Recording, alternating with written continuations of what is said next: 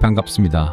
당신의 품격을 한 단계 높여드리는 어른의 지혜입니다. 독일의 철학자 아르투어 쇼펜하우어에게는 아주 기이한 습관이 하나 있었습니다. 그는 레스토랑에 들어갈 때마다 주머니에서 금화 한 잎을 꺼내 식탁 위에 올려두었습니다. 그리고 식사를 마칠 때까지 그 금화를 뚫어지게 쳐다보며 밥을 먹었죠. 사람들은 수근거렸습니다. 저 철학자는 돈 자랑하려고 저러는 거야. 참 속물 같은 행동 아니냐. 하지만 그들이 몰랐던 진실이 있었습니다. 쇼펜하우어는 이렇게 말했습니다. 만약 오늘 이 식당에서 1시간 동안 식사하는 동안 저 테이블 사람들이 남의 흉이나 허영스러운 자랑 대신 단 한 번이라도 가치 있고 의미 있는 대화를 나눈다면 나는 이 금화를 즉시 기부하겠다. 하지만 그는 평생에 걸쳐 단 한 번도 그 금화를 남에게 주지 못했습니다. 매번 식사를 마친 그는 씁쓸한 미소를 지으며 금화를 다시 주머니에 넣었습니다. 왜 그랬을까요? 사람들은 만날 때마다 무엇을 이야기했을까요? 누가 얼마나 돈을 벌었는지, 자식이 어느 대학을 나왔는지, 누구네는 요즘 어떻게 사는지, 그런 이야기들이었습니다. 이 순간 여러분도 생각해 보시기 바랍니다. 어제 친구들과 만나서 나눈 대화가 무엇이었는지, 지난주 동호회에서 했던 이야기들이 무엇이었는지, 혹시 쇼펜하우어의 금화가 여러분 앞에 있었다면 그 금화는 지금 어디에 있을까요? 오늘은 이 금화 이야기를 통해 나이가 들어갈수록 더욱 선명하게 드러나는 두 부류의 사람들에 대해 말씀드리고자 합니다. 한쪽은 나이가 들수록 점점 더 빈 티가 나는 사람들입니다. 겉으로는 번듯해 보이지만 말 한마디, 행동 하나하나에서 속이 빈 소리가 들립니다. 사람들이 그런 분을 만나고 나면 참 나이만 먹었네 라는 말이 절로 나옵니다. 반대쪽은 나이가 들수록 더욱 귀티가 흐르는 사람들입니다. 특별히 화려하지 않아도 그분이 계시는 자리는 왠지 모르게 품격이 있습니다. 그분의 한마디 한마디에는 깊이가 있고 그분과 시간을 보내고 나면 마음이 따뜻해집니다. 사람들은 저런 어른이 되고 싶다고 생각합니다. 이 차이는 어디서 올까요? 쇼펜하우어의 통찰력을 빌려 인생의 후반전을 우아하게 살아가는 사람들만이 알고 있는 비밀을 여러분께 말씀드리겠습니다. 이야기 시작 전 구독 버튼을 한번 꾹 눌러주십시오. 매일 여러분의 마음을 편안하게 해드릴 어른의 지혜 이야기 가장 먼저 받아보실 수 있습니다. 첫 번째, 자식에게 재산을 미리 넘겨주면 결국 고려장을 당한다. 66살 최정자 씨의 이야기입니다. 정자 씨는 평생 구두 한 켤레 제대로 사지 않으며 아껴서 모은 돈으로 서울 변두리에 작은 상가 건물을 하나 샀습니다. 매월 들어오는 월세로 노후를 준비하려던 계획이었죠. 그런데 아들이 결혼을 하면서 상황이 바뀌었습니다. 며느리가 임신을 했다는 소식과 함께 아들 부부가 정자 씨를 찾아왔습니다. 어머니, 아이가 태어나면 돈이 많이 들 것 같아요. 그리고 어머니도 나이 드시면 건물 관리하기 힘드시잖아요. 세금 문제도 복잡하고 미리 증여받아서 저희가 관리하겠습니다. 어머니는 편히 쉬세요. 정자 씨는 아들의 효심이 고맙기도 하고 손주를 위해서라면 뭐든 해주고 싶은 마음이었습니다. 법무사까지 데려와서 서류 작업을 도와주는 아들을 보니 더욱 든든했습니다. 증여가 끝난 뒤 처음 몇 달은 좋았습니다. 아들이 매월 일정 금액을 어머니 통장에 넣어드렸고 손주가 태어나자 정자 씨는 그저 행복했습니다. 그런데 언제부터인가 아들의 연락이 뜸해지기 시작했습니다. 전화를 걸면 바쁘다는 대답만 돌아왔습니다. 월세 대신 주던 용돈도 점점 줄어들더니 어느 날부터는 아예 들어오지 않았습니다. 정자 씨가 궁금해서 그 건물에 가보니 아들이 건물을 팔고 더 큰 사업을 시작했다는 사실을 알게 되었습니다. 그것도 어머니와 상의도 없이 말입니다. 아들아, 이게 무슨 일이니? 라고 물었을 때 돌아온 대답은 차가웠습니다. 어머니, 이제 제 재산이잖아요. 제가 알아서 할게요. 지금 정자 씨는 작은 원룸에서 기초생활수급자로 살고 있습니다. 아들은 사업이 잘 되어서 강남에 아파트까지 샀지만 어머니를 찾는 일은 거의 없습니다. 명절에 안부 인사 정도가 전부입니다. 이런 이야기가 정자 씨만의 이야기일까요? 심리학에는 보유 효과라는 것이 있습니다. 사람은 자신이 소유하고 있는 것에는 큰 가치를 두지만 일단 그것이 자신의 손을 떠나면 그 가치를 급격히 낮게 평가한다는 원리입니다. 부모가 재산을 쥐고 있을 때 자식들은 부모를 소중히 여깁니다. 하지만 그 재산이 자식의 이름으로 넘어가는 순간 부모는 재산을 가진 분에서 재산을 받아야 할 분으로 인식이 바뀝니다. 이건 자식이 나쁜 마음을 먹어서가 아닙니다. 인간의 본능이 그렇습니다. 더 중요한 것은 경제적 힘과 존재감의 관계입니다. 재산이 있을 때 부모는 갑이지만 재산을 다 넘겨준 뒤에는 을이 됩니다. 용돈을 받아야 하는 처지가 되면 자식에게 눈치를 보게 됩니다. 무언가 요구하고 싶어도 혹시 부담스러울까 걱정하게 됩니다. 눈치 보는 사람에게서는 품격이 나올 수 없습니다. 진정한 어른의 위엄은 어느 정도의 독립성에서 나오기 때문입니다. 쇼펜하우어는 이렇게 말했습니다. 인간의 이기심은 자연스러운 것이다. 타인의 도덕성에 기대어 자신의 안전을 맡기지 말고 스스로 보호할 수 있는 힘을 간직하라. 이것이 자식을 사랑하지 말라는 뜻은 아닙니다. 오히려 자식과 더 건강한 관계를 유지하라는 뜻입니다. 여러분이 스스로를 지킬 힘이 있을 때 자식들도 여러분을 더 존경하게 됩니다. 부담스러운 부모가 아닌 의지할 수 있는 어른으로 바라보게 됩니다. 여러분의 통장 잔고는 단순한 숫자가 아닙니다.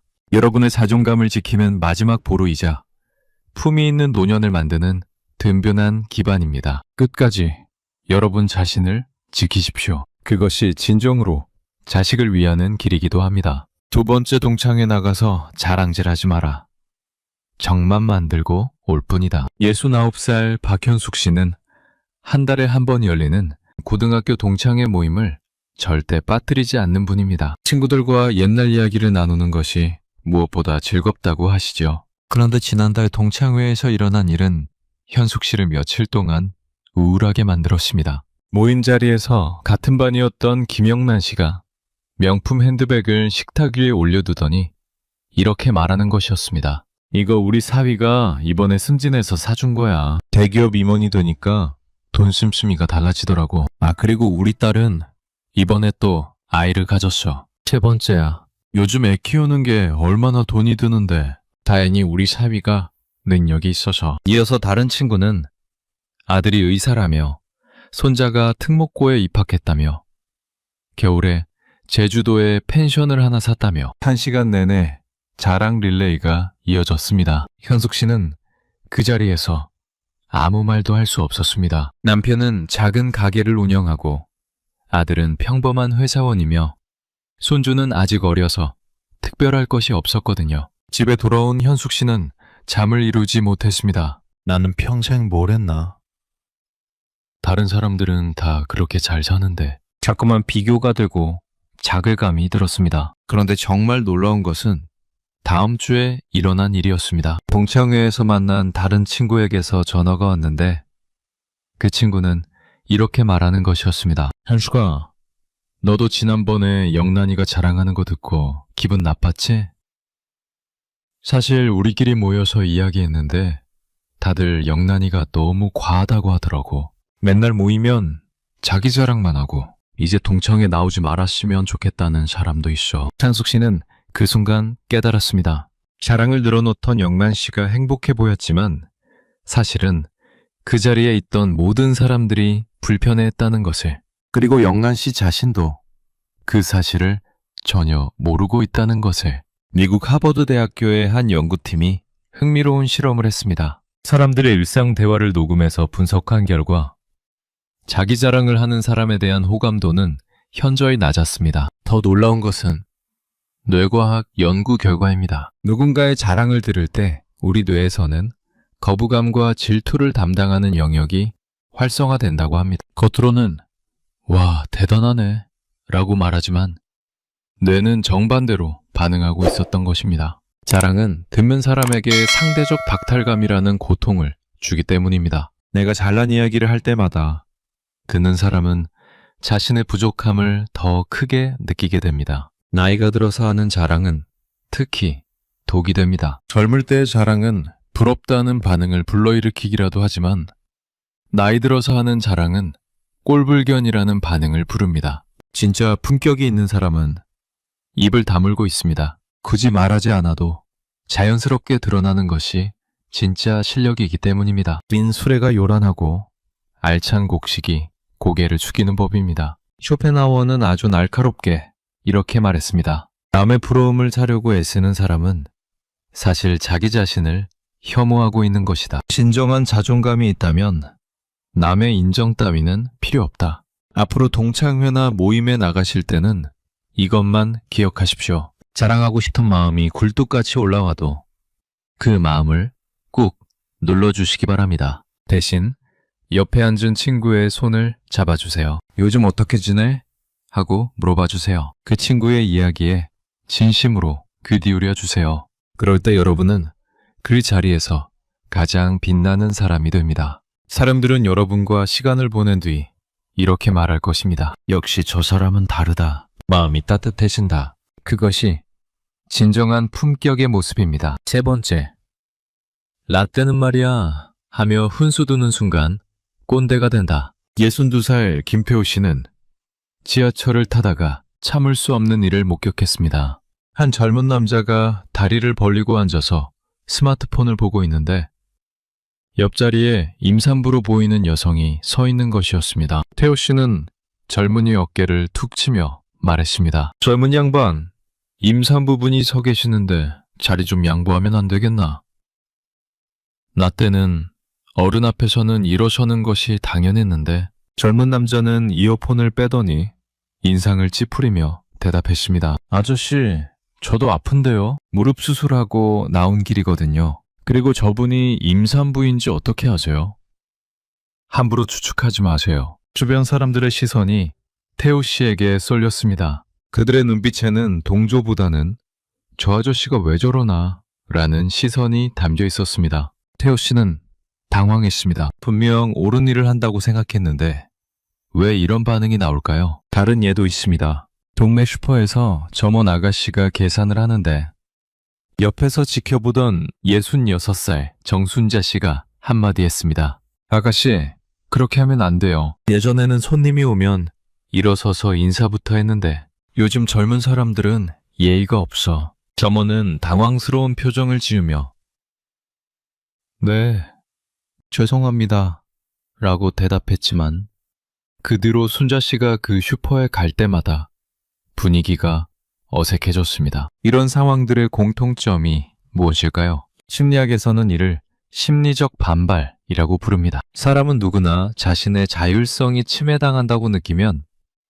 내용이 아무리 옳더라도 무조건 저항하려는 심리가 작동한다는 것입니다. 특히 세대가 다른 사람에게 이래라 저래라 하는 말을 들으면 그 내용보다는 간섭받는다는 감정이 먼저 올라옵니다. 아무리 좋은 조언이라도 공격으로 받아들이게 됩니다. 우리는 인생 경험이 많기 때문에 젊은 사람들의 실수나 부족한 점이 눈에 잘 보입니다. 입이 근질근질합니다. 내가 한마디 해주면 도움이 될 텐데 하는 마음이 생깁니다. 하지만 그 입을 다물어야 어른다운 대접을 받습니다. 가르치려 들면 꼰대가 되지만 궁금해하면 멘토가 됩니다. 요즘은 어떻게 하나요? 젊은 분들은 어떻게 생각하세요? 이렇게 물어보면 젊은 사람들은 기꺼이 자신들의 이야기를 들려줍니다. 그리고 그 과정에서 자연스럽게 스스로 생각하게 됩니다. 쇼펜하우어는 이렇게 말했습니다. 타인의 잘못을 고치려 드는 것은 바위에 물을 부어 구멍을 뚫으려는 것만큼이나 어리석다. 차라리 자신의 마음의 평화를 지키는 것이 현명하다. 세상은 변했습니다. 우리가 젊었을 때와는 환경도, 가치관도, 방식도 모든 것이 달라졌습니다. 우리의 경험이 틀린 것은 아니지만 그 경험을 강요할 필요는 없습니다. 시대가 달라진 것을 인정하고 젊은 세대의 방식을 관찰하며 배울 점을 찾아보는 것. 그것이 진정한 어른의 자세입니다. 말하고 싶은 마음이 올라올 때마다 한 번 더 생각해 보십시오. 이 말이 저 사람에게 정말 도움이 될까? 아니면 내 기분을 위한 말일까? 그리고 침묵 속에서 그저 따뜻한 눈빛으로 바라봐 주십시오. 그 깊이 있는 침묵이 100마디 잔소리보다 더 큰 울림을 줄 것입니다. 네 번째, 내가 널 어떻게 키웠는데? 보상 심리를 버려라. 68살 이순자 씨는 명절 준비로 한 달을 고생했습니다.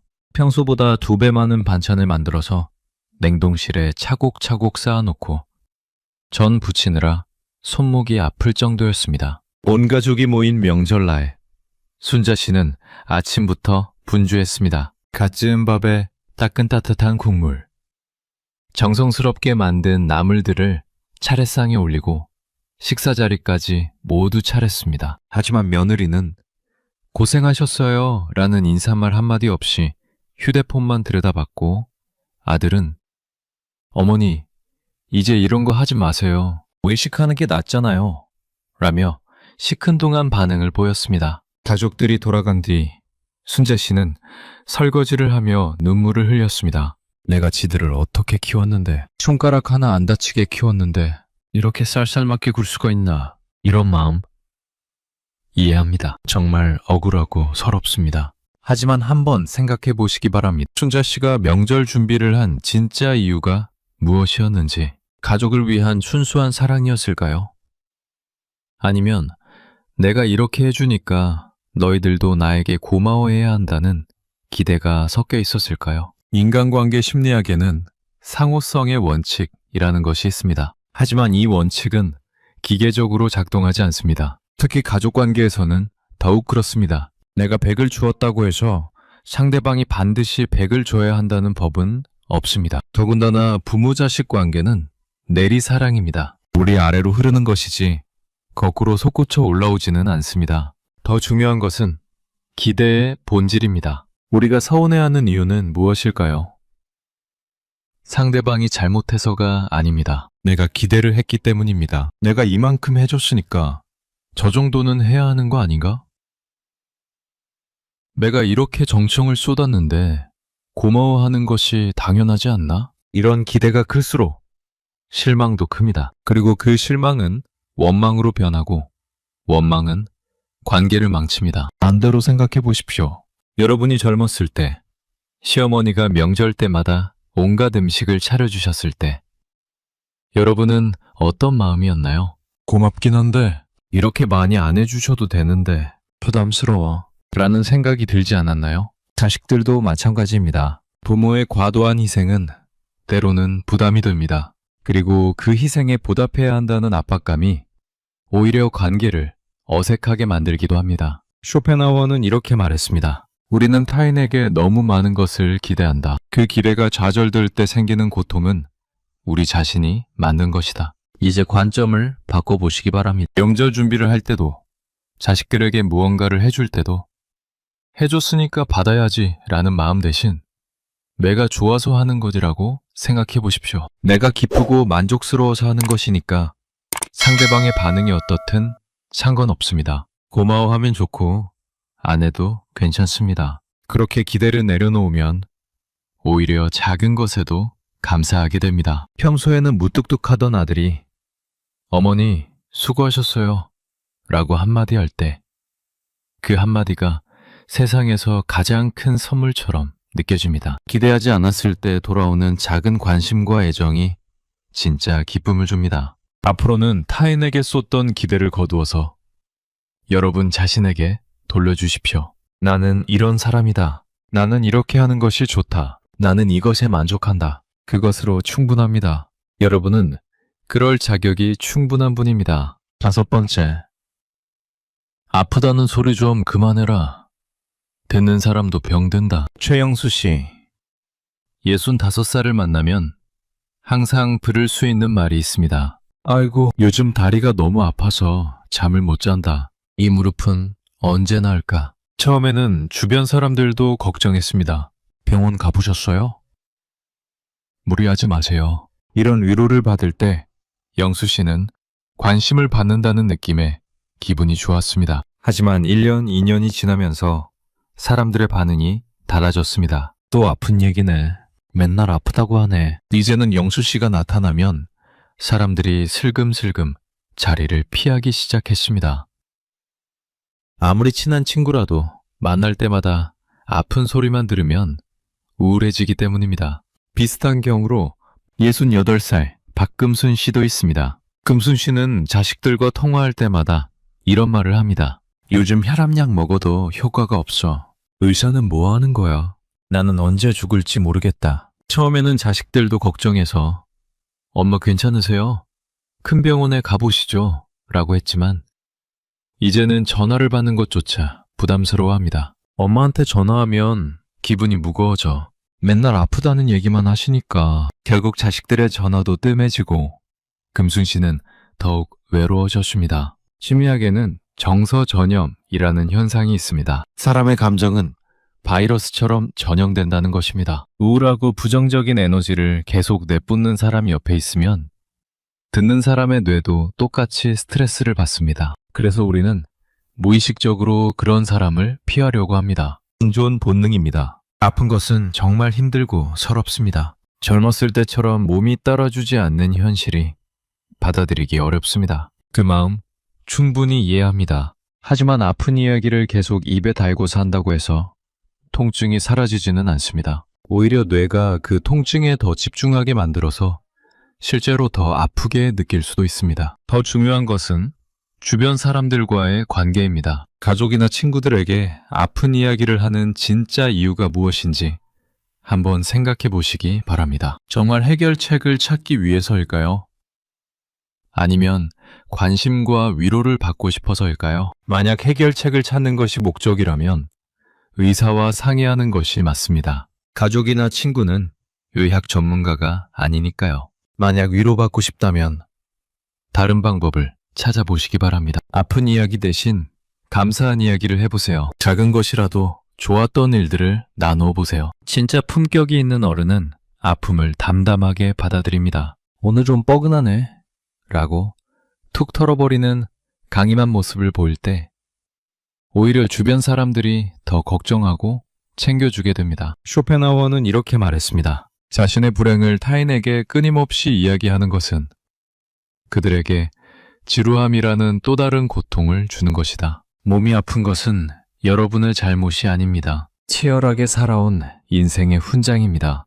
하지만 그 아픔에 마음까지 빼앗기지는 마십시오. 몸은 불편해도 마음만큼은 밝고 따뜻하게 지켜나가시기 바랍니다. 그럴 때 사람들은 여러분을 보며 이렇게 말할 것입니다. 정말 대단한 분이다. 저런.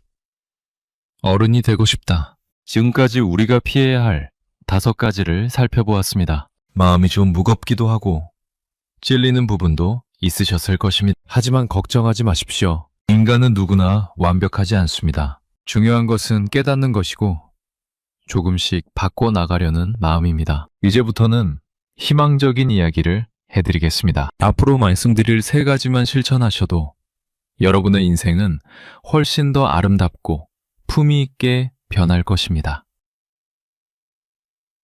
6번째, 혼자 있는 시간을 즐겨라.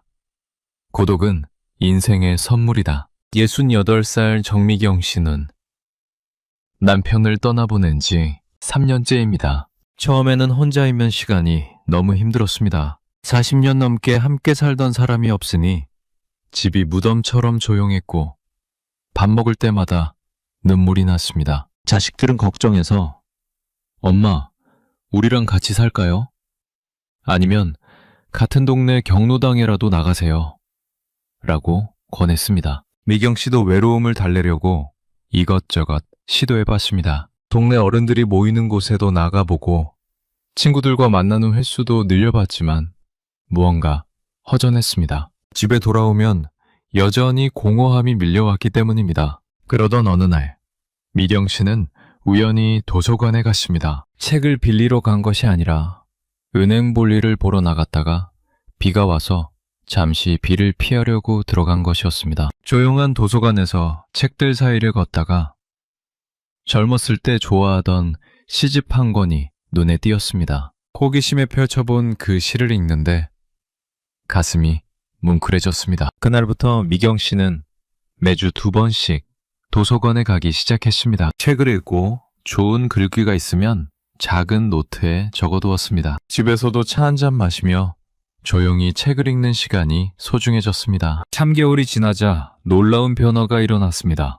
혼자 있는 것이 더 이상 외롭지 않았습니다. 오히려 누군가와 함께 있을 때보다 편안하고 평화로웠습니다. 미경 씨는 이제 이렇게 말합니다. 혼자 있는 시간이 이렇게 좋은 줄 몰랐어요. 아무도 눈치 볼 필요 없이 내가 하고 싶은 대로 할 수 있잖아요. 미국의 심리학자들이 흥미로운 연구를 했습니다. 고독력이 높은 사람일수록 삶의 만족도가 높고 우울증이나 치매 발병률도 낮다는 결과가 나왔습니다. 여기서 중요한 것은 외로움과 고독의 차이입니다. 외로움은 혼자 있으면서도 마음이 허전하고 불안한 상태입니다. 누군가가 채워주기를 바라는 마음입니다. 반면 고독은 혼자 있으면서도 마음이 충만하고 평온한 상태입니다. 나 자신과 깊이 만나는 소중한 시간입니다. 젊었을 때는 늘 바빴습니다. 먹고 살기 위해, 자식 키우기 위해, 남편 뒷바라지하기 위해 정신없이 살아왔습니다. 나라는 사람에 대해 깊이 생각해 볼 여유가 없었죠. 지금 주어지는 이 고독한 시간은 신이 주신 선물입니다. 나이 들어서야 비로소 진짜 나를 만날 수 있는 기회가 온 것입니다. 혼자 있을 때 무엇을 할 수 있을까요? 책을 읽을 수도 있고 좋아하는 음악을 들을 수도 있습니다. 차를 우려서 천천히 마시며 창밖을 바라볼 수도 있고 옛날 사진을 꺼내서 추억을 되새길 수도 있습니다. 일기를 써볼 수도 있고 손자에게 편지를 써볼 수도 있습니다. 좋아하는 드라마를 마음껏 몰아볼 수도 있고 뜨개질이나 퍼즐 같은 취미를 즐길 수도 있습니다. 중요한 것은 남에게 의존하지 않고도 스스로 행복할 줄 아는 능력을 기르는 것입니다. 혼자 있는 시간이 편안해야 다른 사람들과 함께 있을 때도 자연스럽고 여유로워집니다. 무리해서 관계를 만들거나 유지하려고 애쓸 필요가 없어집니다. 쇼펜하우어 철학의 핵심이 바로 이것입니다. 인간은 타인과 함께 있을 때보다 혼자 있을 때 비로소 온전한 자신이 된다. 고독을 두려워하는 사람은 자기 자신을 두려워하는 것이다. 혼자라는 것을 두려워하지 마십시오. 그 고요한 시간 속에서 여러분은 진짜 자신의 모습을 발견하게 될 것입니다. 그동안 남들을 위해, 가족을 위해 살아온 여러분, 이제는 온전히 자신을 위한 시간을 가져보시기 바랍니다. 차 한 잔을 우려서 창가에 앉아 하늘을 바라보는 그 순간, 마음속 깊은 곳에서 올라오는 평화로움을 느끼실 것입니다. 그것이 진정한 품격의 시작입니다. 7번째, 집에서도 단정하게 입어라. 나를 대접하는 마음. 63살의 홍순덕 씨는 혼자 산 지 5년째입니다. 처음에는 집에서라도 편하게 지내자 싶어서 며칠 동안 같은 옷을 입고 지내기도 했습니다. 어차피 아무도 보지 않는데 뭐하러 신경 쓰나 하는 마음이었죠. 그런데 어느 날 택배 아저씨가 왔는데 순덕 씨는 며칠째 안 씻은 머리에 구김투성이 잠옷 차림이었습니다. 택배 아저씨가 순덕 씨를 보는 눈빛에서 안쓰럽다는 표정을 읽었을 때 마음이 무너져 내렸습니다. 내가 이렇게까지 초라해 보이나. 그날 밤 거울을 보니 정말 놀랐습니다. 헝클어진 머리, 얼룩투성이 옷, 손톱 사이 때 마치 다른 사람 같았습니다. 이후로 순덕 씨는 마음을 다잡았습니다. 아침에 일어나자마자 세수를 하고 깔끔한 실내복으로 갈아입었습니다. 머리도 정돈하고 간단하게라도 화장을 했습니다. 놀라운 변화가 일어났습니다. 거울 속의 자신을 보니 기분이 좋아졌습니다. 자연스럽게 허리도 펴지고 걸음걸이도 달라졌습니다. 마음가짐도 한결 당당해졌습니다. 아, 내가 나를 이렇게 소중히 대해야 하는구나. 비슷한 예로 김영철 씨 65살의 경우도 있습니다. 아내를 잃고 난 뒤 영철 씨는 집에서 늘 추리닝 차림으로 지냈습니다. 머리도 자주 안 감고 면도도 며칠씩 안 했습니다. 그러다가 우연히 오랜 친구를 만났는데 그 친구가 이렇게 말했습니다. 영철아, 너 많이 늙었구나.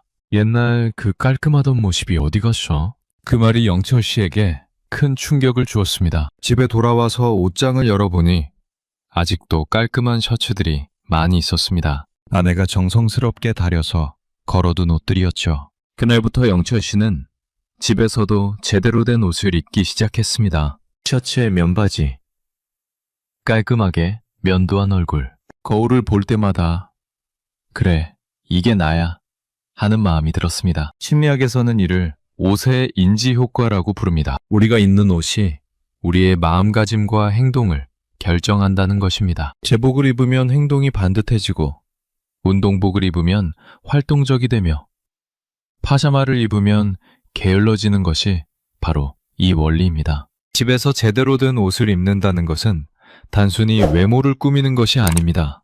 나 자신에 대한 존중과 사랑을 표현하는 것입니다. 아무도 안 보는데 뭐하러?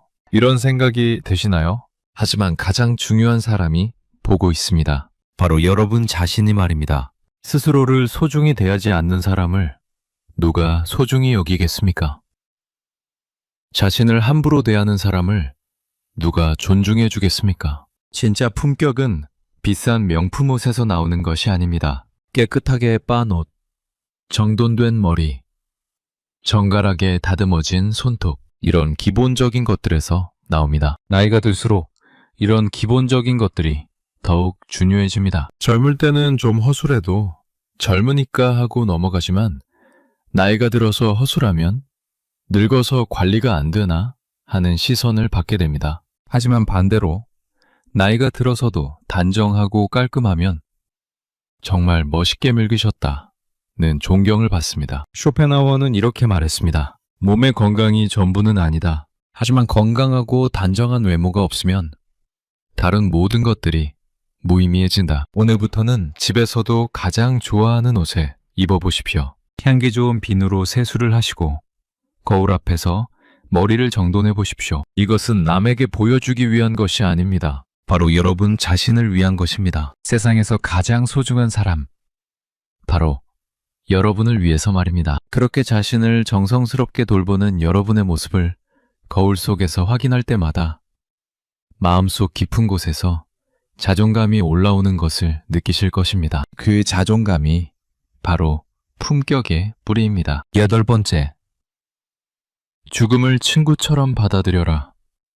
지금이 가장 아름답다. 71살 이화순 씨는 지난해 건강검진에서 충격적인 소식을 들었습니다. 폐암 진단을 받은 것입니다. 의사는 적극적으로 치료하면 2년 정도는 더 사실 수 있을 것 같다고 말했습니다. 처음에는 하늘이 무너지는 것 같았습니다. 왜 하필 나에게? 아직 할 일이 많은데. 하순 씨는 며칠 동안 잠을 이루지 못했습니다. 하지만 한 달쯤 지나면서 마음가짐이 달라지기 시작했습니다. 그래, 언젠가는 가야 할 길이지. 미리 준비할 시간을 준 거구나. 하순 씨는 그동안 미뤄왔던 일들을 하나씩 정리하기 시작했습니다. 자식들에게 하고 싶었던 말들을 편지로 썼습니다. 평생 모아둔 사진들을 정리해서 앨범을 만들었습니다. 친구들과 만나서 마지막 인사를 나눴습니다.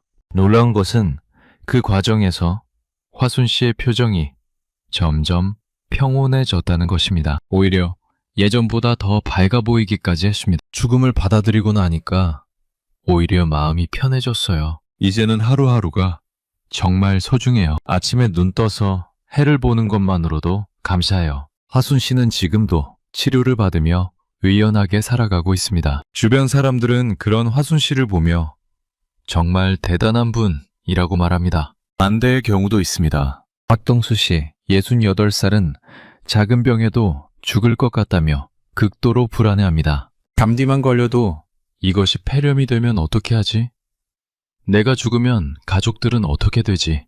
하며 밤잠을 설칩니다. 병원을 전전하며 온갖 검사를 받지만 큰 이상은 없습니다. 하지만 동수 씨의 불안은 계속됩니다. 죽음에 대한 두려움이 오히려 삶을 괴롭게 만들고 있는 것입니다. 죽음에 대한 태도가 이렇게 다른 이유가 무엇일까요? 심리학자들의 연구에 따르면 죽음을 자연스럽게 받아들이는 사람들이 현재 삶에 더 만족하고 불안감도 훨씬 낮다고 합니다. 이를 죽음 수용의 역설이라고 부릅니다. 죽음을 인정할 때 오히려 삶이 더 풍성해진다는 뜻입니다. 끝이 있음을 알기 때문에 지금 이 순간이 더욱 소중해지는 것입니다. 나이가 든다는 것은 결국 하나씩 매려놓는 과정입니다. 젊음도, 건강도, 욕심도, 집착도 하나씩 놓아가면서 우리의 영혼은 점점 가벼워집니다. 그리고 그 과정에서 비로소 인생의 진짜 의미를 깨닫게 됩니다. 젊었을 때는 더 많이, 더 빨리, 더 높이만 생각했습니다. 하지만 나이가 들면서 지금 이 순간의 소중함을 알게 됩니다. 손주의 웃음소리가 이렇게 아름다웠나? 아침 햇살이 이렇게 따뜻했나? 친구의 안부 전화가 이렇게 고마웠나? 작은 것들의 소중함을 깨닫는 것. 그것이 나이 들면서 얻는 가장 큰 선물입니다. 죽음은 끝이 아닙니다. 삶의 완성입니다. 한 편의 아름다운 영화가 끝날 때 여운이 남듯이 잘 살아온 인생도 아름다운 여운을 남기며 마무리되는 것입니다. 쇼펜하우어는 이렇게 말했습니다. 하루하루를 인생의 마지막 날처럼 살아라. 그러면 모든 순간이 축복으로 변할 것이다. 두려워하지 마십시오. 해가 지는 노을이 하루 중 가장 아름다운 이유는 그것이 사라지리 때문입니다. 여러분의 인생도 지금 가장 아름다운 빛깔로 물들어가고 있습니다. 오늘 하루 사랑하는 사람의 손을 한 번 더 잡아보십시오. 맛있는 것을 드시고 좋아하는 음악을 들으시고 마음껏 웃어보십시오. 지금 이 순간이 바로 여러분 인생의 황금 시간입니다. 이보다 더 아름다운 때는 없을 것입니다. 오늘 우리는 쇼펜하우어의 깊은 통찰을 통해 나이 들수록 더욱 빛나는 사람들의 비밀을 함께 나누었습니다. 듣고 보니 그리 거창하고 어려운 비법들은 아니었습니다. 하지만 이것들을 실천하는 사람과 그렇지 않은 사람의 10년 뒤 모습은 하늘과 땅 차이일 것입니다. 나이 듦은 낡아가는 것이 아닙니다. 익어가는 것입니다. 오랜 세월을 견뎌온 나무에서 깊은 향기가 나듯이 인생의 풍파를 헤쳐온 여러분에게서도 그윽한 품격의 향기가 나기 시작할 것입니다. 그 향기는 돈으로 살 수 없고 명품으로 만들 수도 없습니다. 오직 삶의 지혜와 마음에 여유가 만들어내는 것입니다. 지난 수십 년간 쌓아온 경험과 지혜, 그리고 이제 막 깨닫기 시작한 내면의 평화로움, 이 모든 것들이 여러분을 세상에서 가장 아름다운 어른으로 만들어갈 것입니다. 앞으로 누군가 여러분을 만나고 난 뒤 이렇게 말하게 될 것입니다. 저런 어른이 되고 싶다. 나이가 들면 저렇게 우아하게 늙고 싶다. 그것이 바로 여러분이 이 세상에 남겨줄 가장 아름다운 유산입니다. 영상을 들으시면서 아, 이제 이것만은 바꿔봐야겠다 싶은 부분이 있으시다면 나는 품격 있는 어른이다 라고 댓글로 남겨주세요. 그 작은 다짐이 여러분의 남은 인생을 더욱 우아하게 만들어줄 것입니다. 지금까지 함께 해주셔서 감사드리고 구독과 좋아요도 눌러주세요. 어른의 지혜에서 마음의 위로가 되는 편안한 이야기를 계속 전해드리겠습니다.